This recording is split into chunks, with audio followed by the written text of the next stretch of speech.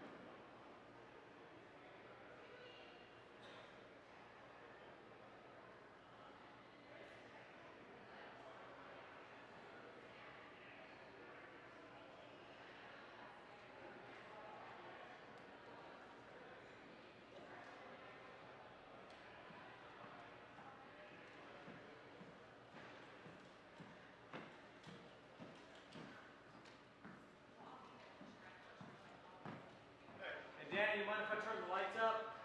There's a performance that's about to happen. No shit, really? Yeah. What time's it done? I don't know. Well, I gotta turn this into 100 chairs for tomorrow morning. Okay, I mean, it shouldn't be more than a half an hour. Alright, that's fine. Yeah. As long as it's over before like 4:30. I think that might happen.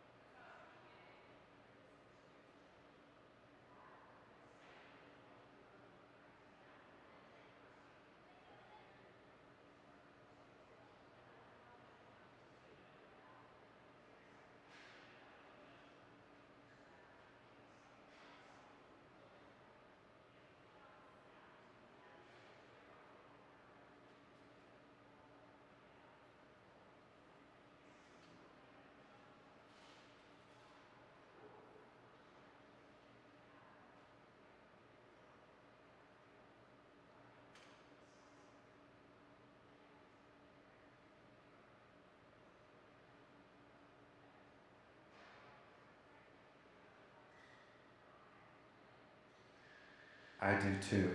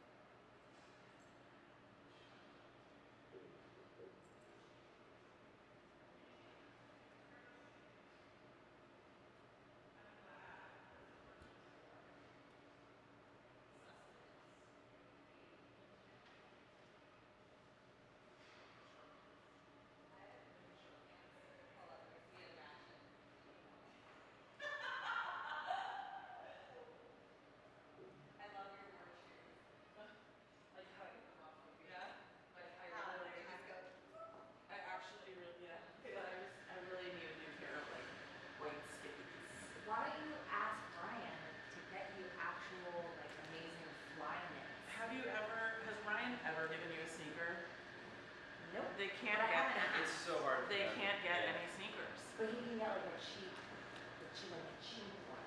No. No. No, because he offered the artists that were visiting last year. I said they need lunch, they need to be picked up and dropped off. I was like $500 picked up and dropped off, lunch, and a pair of sneakers. That was like how I would send someone to Nike because I was like, you're not giving us any money, Yeah. and we're bringing these artists in, and you want to use them. So what would it be worth it for the artists? I asked all of them, like, what do you want? Sneakers. Everything happened except for the goddamn sneakers. And then they were all year long. I'm getting emails from Dawn Casper that are like, "Hey, am I ever gonna get sneakers?" And I'm like, "I'm gonna go to the outlet and buy you some She's sneakers." like smoking on the campus, playing the video of the head getting run over, and Angela Snow is just like, Yeah, she went out there and basically showed all of her like bloody I'm dead in the gallery videos. And she was naked, and I guess they have all of these. Yeah, she took all her clothes off and covered herself. Nice. They have like a She showed policy that. about that. Yeah. Oh. But, they have a policy about like everything that she did.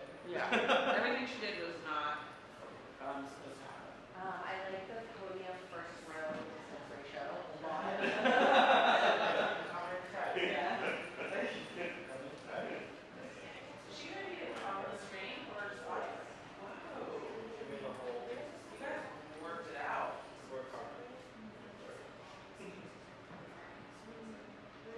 Well, now we know who cares about painting. Only 2% of the people who go to the school like painting. The other 98% enjoy video and sound. Clearly, that is a favorite. Blame the internet. Why don't you?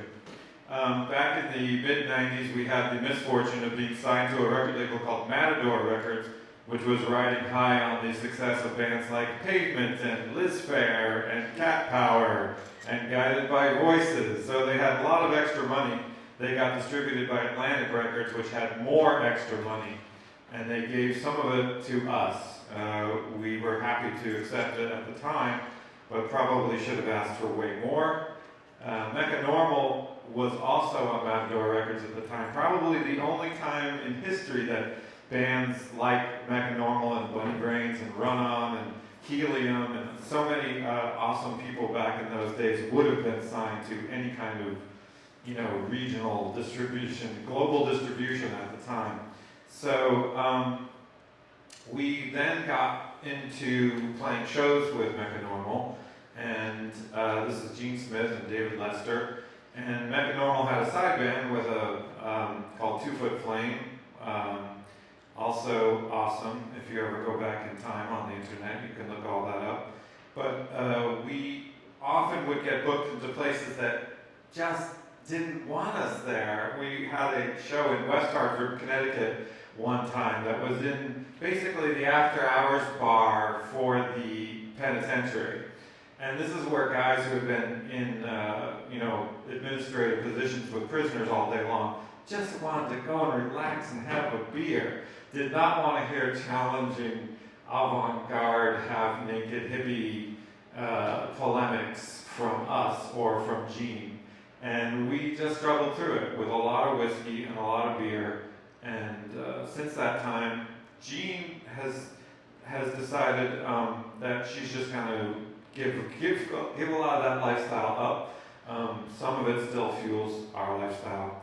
And we've diverged only there. And my love for her is so huge and massive. Just Wikipedia or something. Look her up somewhere. But this is, she's recently gone to be more of a painter and decided, because she went to art school when she was young and it was energizing to her in her heart, she was going to return to it. She's had a series of hilarious mishap jobs at Williams-Sonoma and Pottery Barn and other administrative customer service things where you end up getting humiliated, like in those jobs that you do get humiliated in. And as we advance in our age, we decide that we're just going to do things that we really like to do. And one of those things for her recently is this extreme, immense, incredible passion for painting. And I want to present this short piece that she put together for TBA right now. Thanks.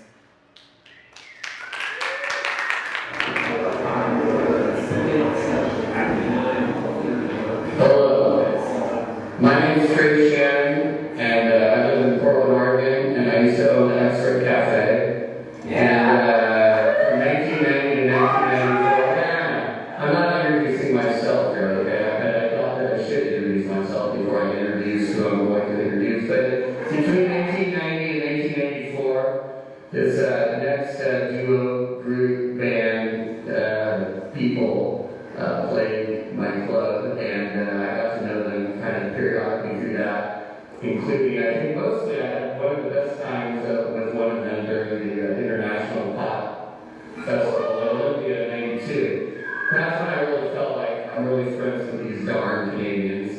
And the thing with the Canadians are they're great. The Canadians always have been great. They've been funny, they've been smart, and they get it. They're clever. They really are. They really are. It's true. So it's their 25th anniversary.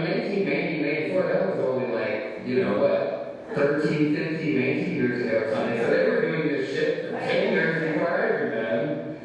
And I just think that's incredible. I didn't really know that until right now. So it just warms the cause of my heart, and fucking just kicks ass. I love these two people. Please put your hands together, give them a warm policy welcome from Vancouver, British Columbia, Mecca Normal.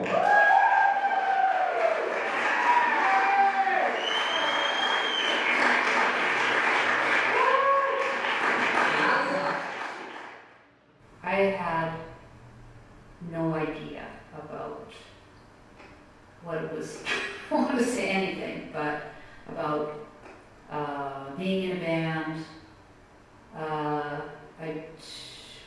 It was just all something to do, really.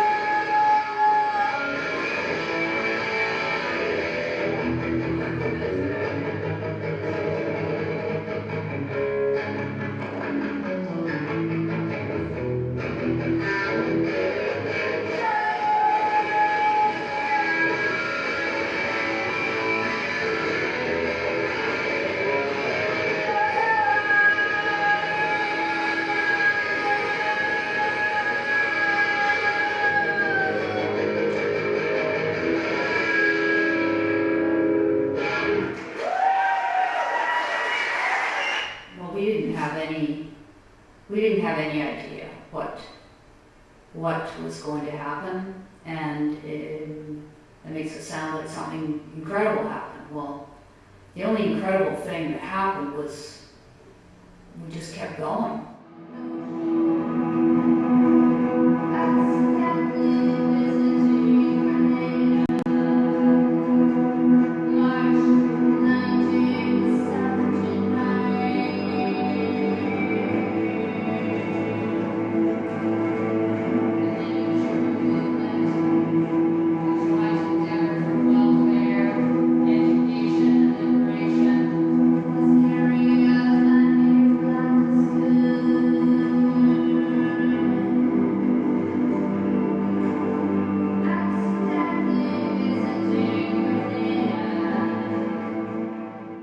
It was really a reaction to what was going on in the music scene in Vancouver, which we were part of by being regulars at a lot of punk shows. And so women are telling truth about their lives, and sometimes what that truth comes out as is anger.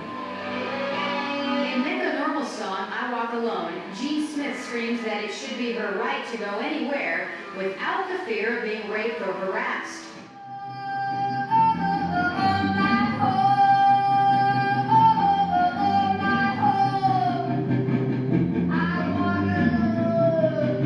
Because it's my right to walk anywhere, anytime of day, wherever the fuck I want to.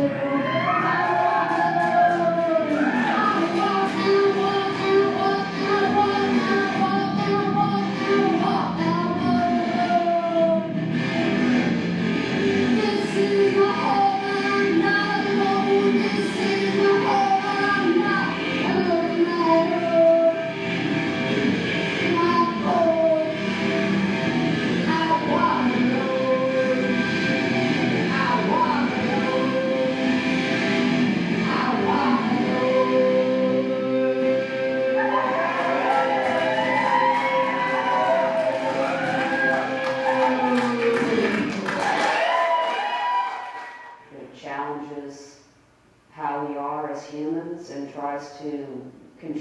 something in a very positive Calling way. yourself a band and not having drums and bass is definitely a political thing to do. It's calling into question the whole essence of what a band is and what songwriting is. And again, the way we make records, making records is all about. The fact that we don't have synthesizers and we don't have a bunch of drum tracks. We try to go with the raw passion that's there.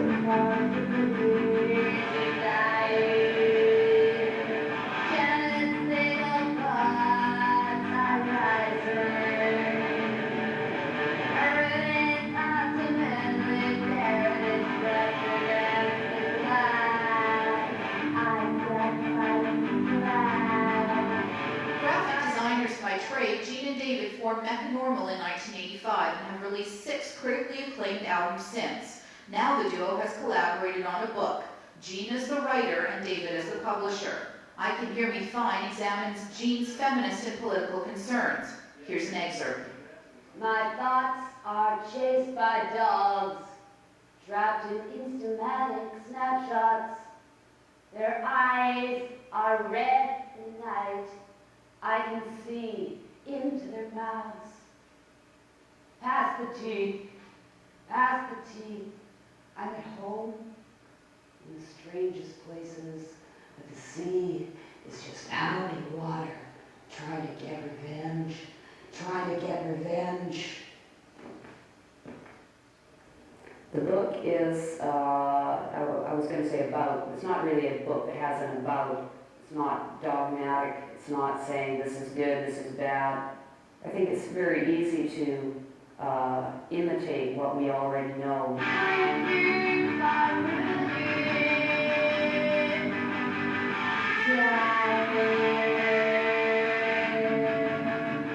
The band finally started to make money this year, but communication is more important than conventional commercialism.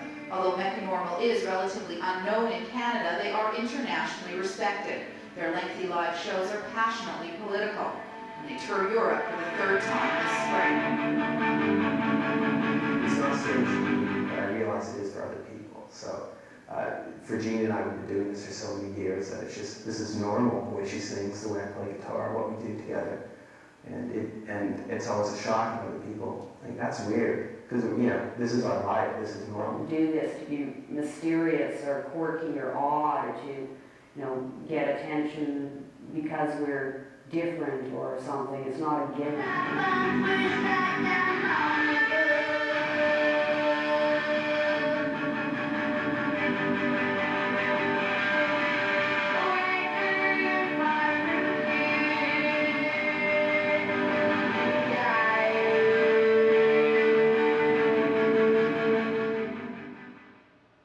In addition to the 3 series that I've introduced, No Coal, Raven Coal Mine, and the 9 Symptoms of Narcissism, I also, in the last minute, being inspired by David Lester's piece called Free Pussy Riot, I did a series called Pussy Riot. These were paintings that we were taking out on tour, putting up usually just for one day in the same space that we performed in as Mechanormal. So it was, this particular tour was called the Black Dog Museum of Political Art, and that included the Pussy Riot pieces, of which there were maybe 7, and the No Coal and Raven Coal Mine series, and Dave's great series called The Inspired Agitators, which really inspired my sense of creating political artwork. And here at this point, we fast forward to February of this year, when I did a portrait. It is actually Dave's wife, Wendy, but I didn't really feel it was entirely flattering, in fact, really not at all. And so it was in kind of deep. But the thing that happened was, it was the beginning point for all of the subsequent 170 paintings I've done since that point. I had no idea that there was any market or interest in portraits of nobody, essentially, or amalgamations of features from various sources. I'm painting from photographs, but it really doesn't matter who it is. It's more about the paint, the intensity, the emotions that come through. So this has now turned into what I'm doing full time after quitting my short-lived stint at Home Hardware Garden Center, where they had me lugging water around in the spring. And then they wanted me to come in. This was supposed to be a part-time job. They wanted me to come in 7 days in a row for 4 hours each at 5 in the morning. So right at this juncture, I was having some success. These paintings were selling. I was selling enough to make a living. I've got fairly low overhead, and I was making enough to pay my bills in selling this series, which is $100 US for 11 by 14. And I was selling 8 or 9, sometimes up to 12, I think I sold in August. So part of the political action here is simply being able to quit working, become self-employed through doing a series of evocative, I hope compelling faces, portraits. I've extended the series in a few different directions. It started with the hat, and then I started doing, after a few variations of hats, I started doing no hat,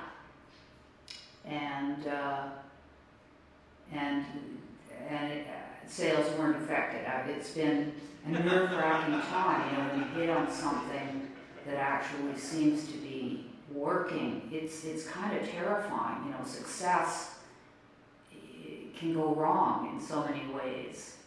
And that's been really interesting because a lot of the things we've done as Mechanormal have been pretty low-key. We didn't set out to be famous, but we have maintained this great creative partnership, David Lester and I, where we've been making music together for over 30 years, having made 13 albums and toured a lot, enough. I'm sure there's more to do. But it was never an intention to become famous or make a bunch of money. We actually set out to change the world. That was why Mechanormal was created. We wanted to address young women specifically and encourage them to start bands with their friends, women, girls, their female friends, and start addressing what was going on for them in culture, popular culture in their scene. Because at that time, in the 80s, there was really, there weren't many women in bands on stage, and if they were typically the bass player, and the words were not about feminism or sexism. So we started Mechanormal specifically to change that, and the result was that we did, to some extent.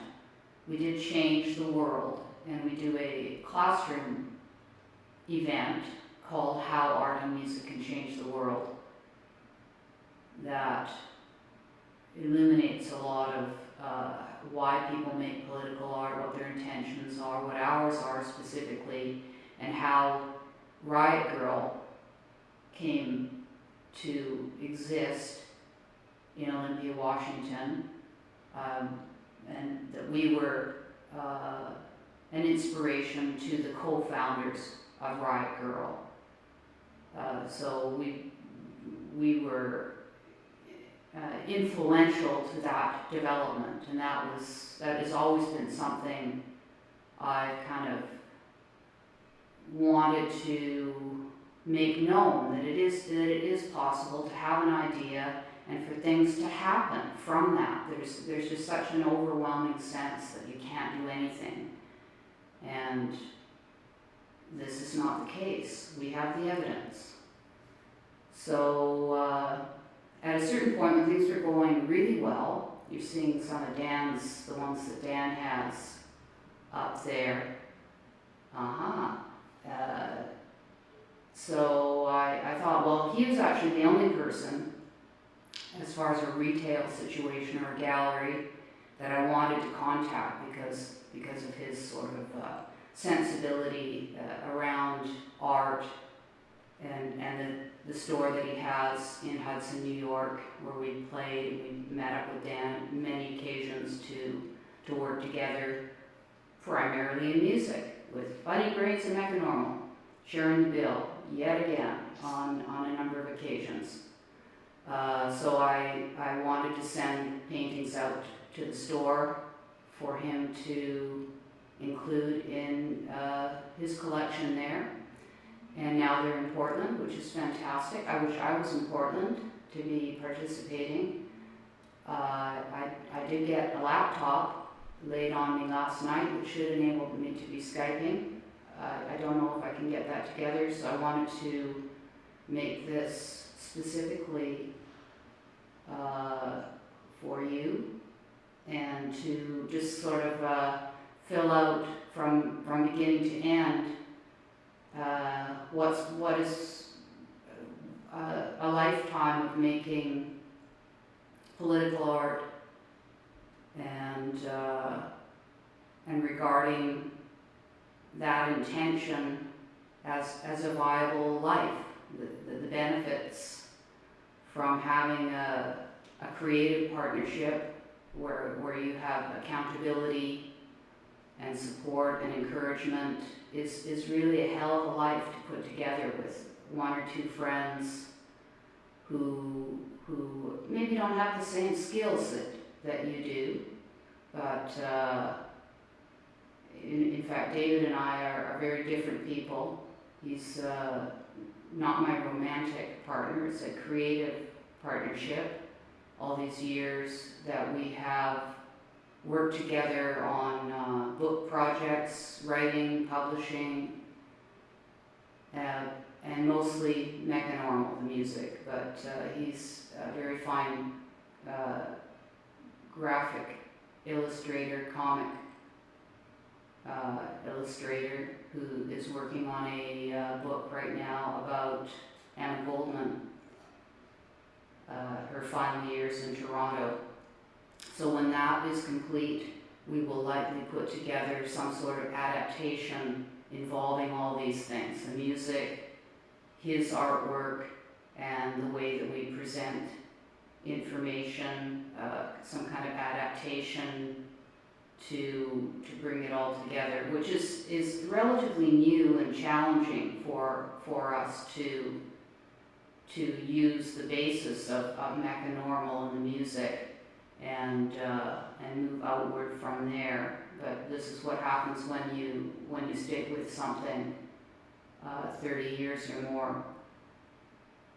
So the sense of the paintings evolving through these 6 or 7 months since I have started and created about 170 of them. Half of them have sold directly off my Facebook page, just my personal page, to people who know me through music, but also some actual world-class art world artists, which has been kind of shocking to get some feedback from people who have shown in various, high-level shows in major institutions. So that's been a real thrill to feel like I'm onto something here. And now it's a matter of maintaining life in a way to continue painting a lot. And it's kind of a shock, before I was doing this, I was working on fine-tuning a couple of novels. I have one novel out with a literary agent who is submitting it to various publishers. That's been an ongoing process for a couple of years now. That's a slow business. Wow, getting anything published. But this is all a total surprise to be. I'm a painter suddenly. I mean, it's not something completely out of the blue. My parents are both painters. I went to art school for a little bit. Couldn't hack it, man. It was just not for me. They wouldn't give me any black paint. I was supposed to be making black at art school. That was it for me. Make your own black. So I started a punk rock band. So like a fitting response to that. I'll make my own goddamn black over here on the stage. So I had thought at some point that I would be a painter or a commercial artist, as it was called back at that point. But yeah, these have been some of the happiest times ever to be self-employed, making art that is put out in front of people as soon as it's dry. It goes up on Facebook, and people seem happy that it's $100. People have been telling me I should put the price up. I don't want to put the price up. I like doing a lot of them, and I want to make them available at this lower, affordable sort of rate. I don't really want to be in regular galleries. I mean, I don't know what is really next overall. Something may happen along those lines, but it's not my ambition to be, incorporating sort of a middleman, the gallery, into the process. If I can do it on my own in this DIY sensibility, that's my preference. So that is also, I think, the politics behind doing the art, making the paintings day by day, and that they are of mainly feminine faces. A lot of them are not gender specific, and many of them are actually done from a photograph of a trans model, and that's also very kind of interesting to, well, interesting is not a good word, but to make faces that are not specifically of women, because that is a strange pursuit in and of itself. It's this layering of color on a woman's face, much like applying makeup or the masks or what the layers that women essentially, the barriers between themselves and the world external to them.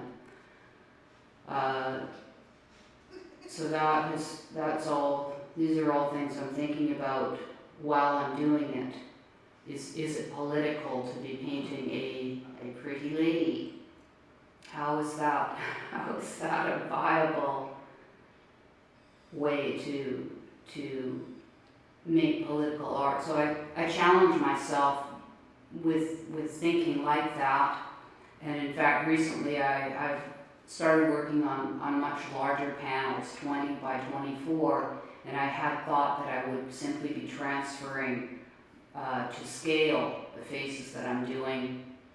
But then I realized that if I made the faces the same size, then I would have a lot of extra background which I could infuse with political notions. I don't want to be having banners or text or whatever, but they could be faces in scenes that they're bearing witness. So I started working on that, had very mixed results, but what did happen was, because I've been watching the direct action and the protests at Standing Rock, I did a couple of paintings, interpretations. They're fairly abstract. They do have some figures up along the top. of the water protectors. And I was very surprised that when I put that up on my Facebook page, it got a really great response. So that is something that is obviously directly political. It is practically all that it is. It is very related to the title, Standing Rock Water Protectors, which is something, you know, I've definitely done before in giving things titles that are undeniably political and leaving the piece of art itself to be more ambiguous. Yeah, the process continues, and hopefully I will be able to beam myself into the space today. Thank you for listening.